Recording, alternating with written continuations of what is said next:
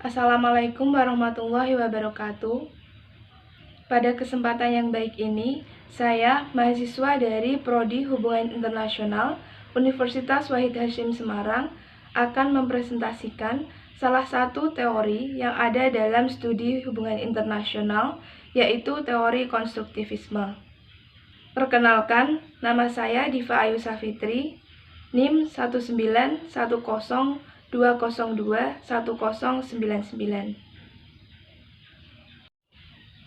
Kita awali dari slide pertama, yaitu pengertian teori konstruktivisme.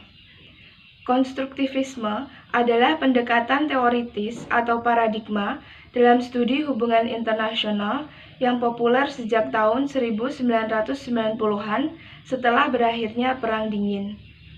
Menurut Alexander Wen, konstruktivisme adalah sebuah teori struktural yang didasarkan pada asumsi bahwa aktor digabung secara sosial. Kelompok konstruktivis berpendapat bahwa sangat penting untuk memahami bagaimana aktor-aktor mengembangkan kepentingan mereka dan untuk menjelaskan jangkauan luas dalam fenomena politik internasional. Hal ini berbeda dengan teorisasi mapan seperti balance of power dari realisme dan democratic peace dari liberalisme.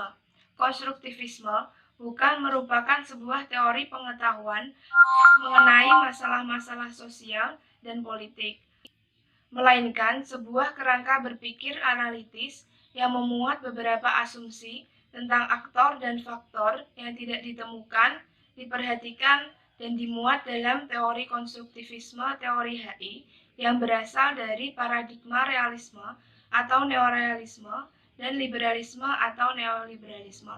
Konstruktivisme menolak pemikiran neorealis dan neoliberal yang menggambarkan manusia secara rasionalis, yakni sebagai aktor yang egois, sedangkan konstruktivis memandang manusia dari sisi yang berbeda, yakni sebagai makhluk sosial yang memiliki kultur.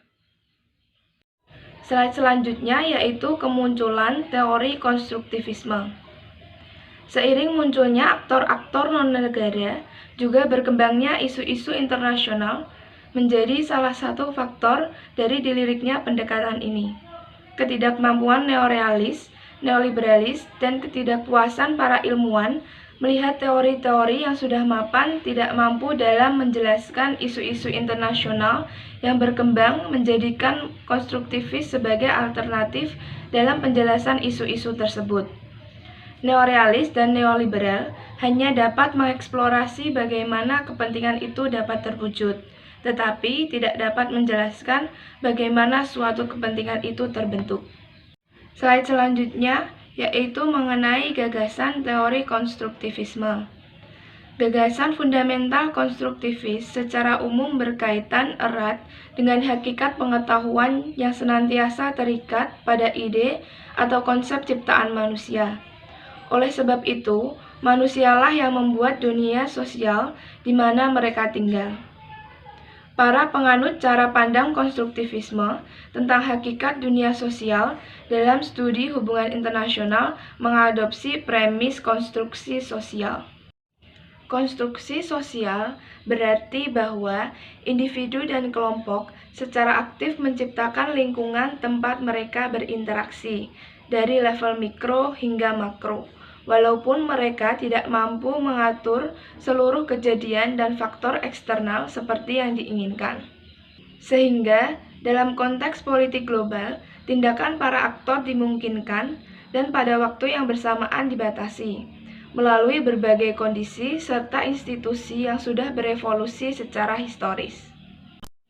Cara pandang konstruktivis mengenai karakter hubungan antar aktor internasional demikian dikonseptualisasikan oleh Alexander Wen tahun 1992 menjadi sebuah proposisi, "Anarchy is what states make of it", yang kemudian menjadi ciri khas dan label paradigma konstruktivisme HI.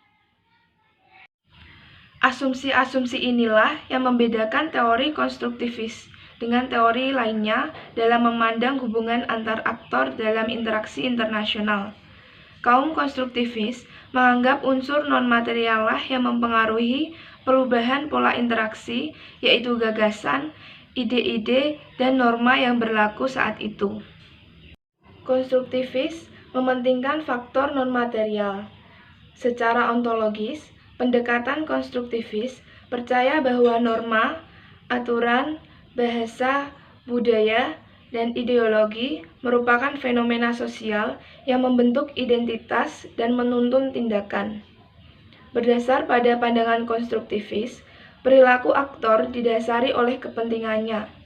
Kepentingan aktor ditentukan oleh norma dan identitas. Apa yang dianggap sebagai kepentingan nasional, hakikatnya adalah produk interaksi sosial antar aktor.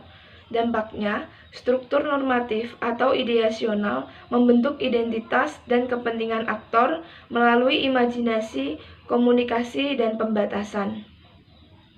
Selanjutnya adalah kontribusi teori konstruktivisme pada studi hubungan internasional.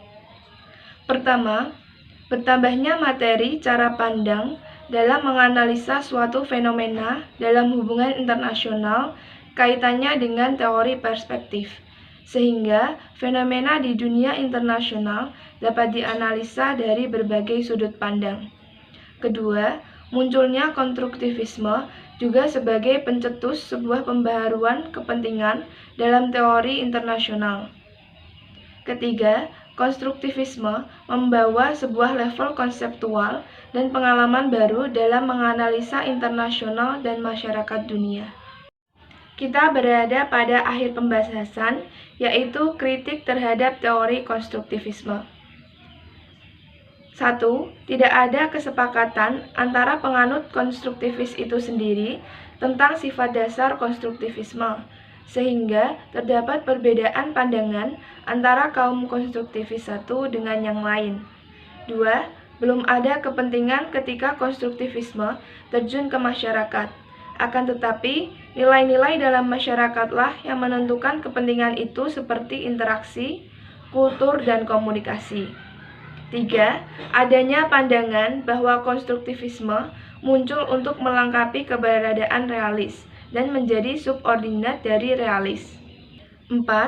Menurut teori kritis, pandangan konstruktivis dianggap berusaha untuk menghilangkan aspek power dalam memahami nilai.